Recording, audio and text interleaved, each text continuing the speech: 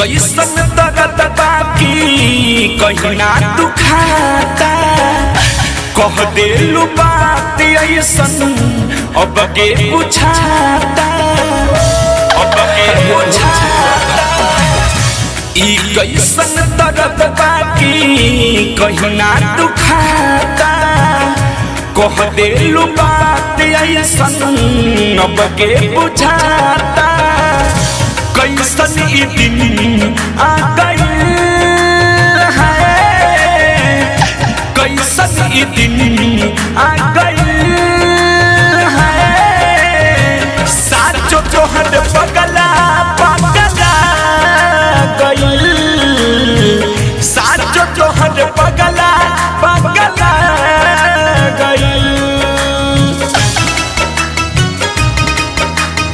Diamond recording studio छौड़ा।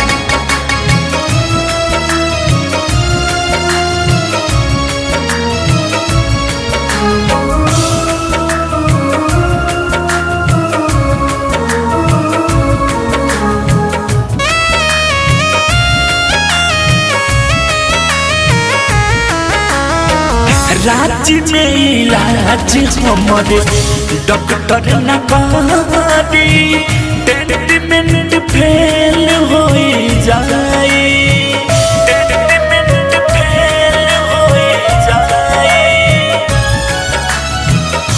कैसन रोग बाटे कैसन लोग बा, ऊपर से टेंशन धराइल, तू बाडू पियावा संग तंग बानी हम हो, झेलतानी दुख सह तानी सितम हो, हंसी चेहरा मुरू छा गइल है, हंसी चेहरा मुरू छा गइल है, साचो तोहर पगला पगला गइल, साचो तोहर पगला पगला गइल।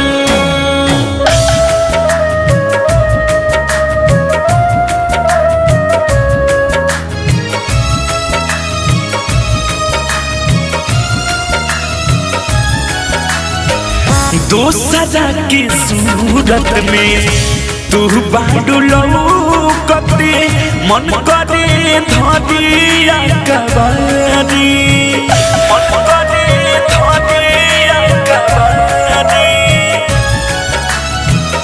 आवादा बनल बा राइटर चंद्र सावरी, जान होया जाए बिहारी, असुकल बेला यादी करेला, तुहरा के पावे खातिर बन भटकेला, बन के पता खा गइल है, बन के पता खा गइल है, साचो तोहर पगला पगला गइल, साचो तोहर पगला पगला गइल।